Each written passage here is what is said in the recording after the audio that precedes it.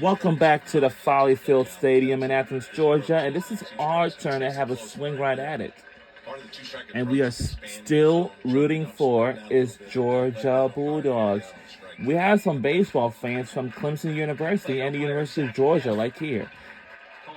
And my favorite baseball fans from University of Georgia.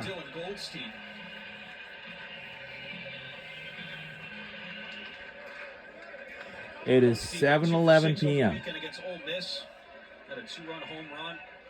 Has struggled a little bit over the last couple of weeks, though, as he fouls that one up the first base side. Just 3 for 15 over the last 6. Georgia usually has Corey Collins batting in the leadoff spot, and they have put Goldstein in the 3-hole, but switching those tonight as a high chopper into the shift. 1 away. Well, back to that point, I mean, Corey Collins hit .380. I mean, he's second on his team, and on any other team, he'd be the best hitter.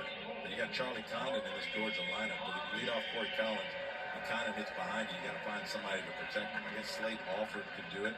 He had a big week back in February. He was the SEC Player of the Week, but they like the way they've got it lined up. No gaps in between the 1 and 2. Charlie Condon, Corey Collins, 2 and 3. Hard to get out. And here is the 20-year-old supernova that has taken the college baseball world by storm.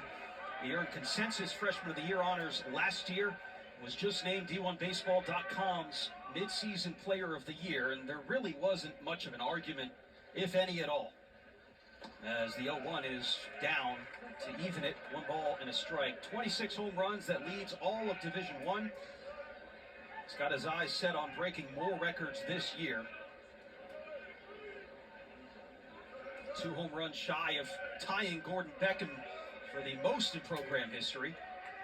He's got 51 home runs in 95 collegiate games. I mean, we could sit here and just read off Charlie Condon's stats all night, Todd, but that's how impressive he's been.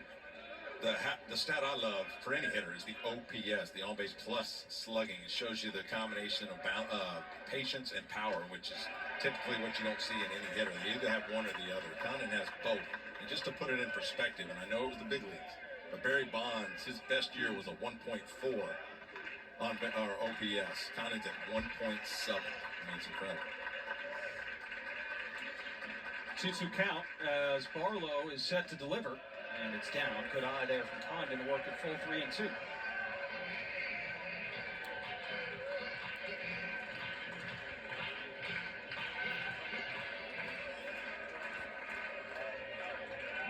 Charlie Condon was the prospect that nearly everybody missed on, but he's not missing his moment.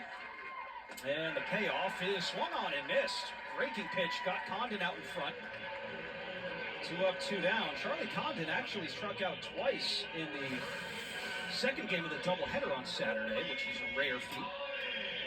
Well, this is what makes it difficult.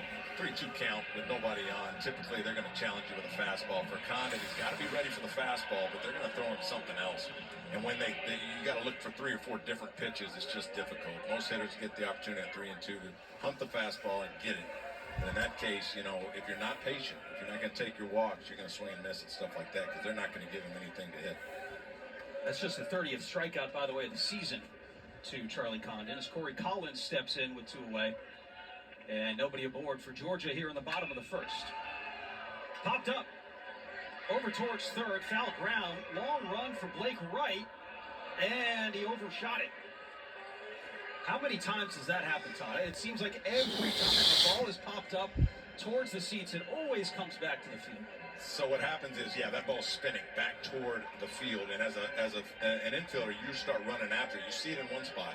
And then you got to navigate the wall and see where you're at and have some awareness on the field. And by the time you look back up, that thing is hard spinning back toward the field of play, and it's just difficult. You got to keep your feet moving. You see, trying to find the wall did, but he's 5 feet from that baseball. That's how hard that ball's spinning back toward the field.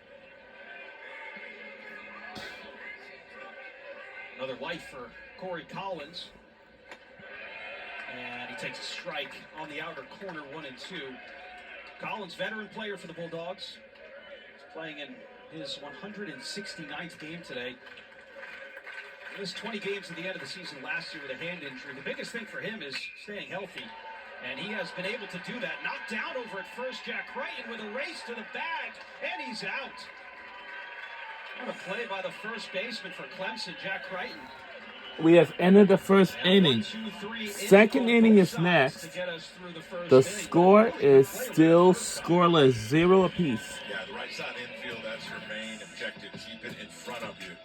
You got that luxury to knock it down and get it. Nice job. That ball was hit on the nose, but it's the third out.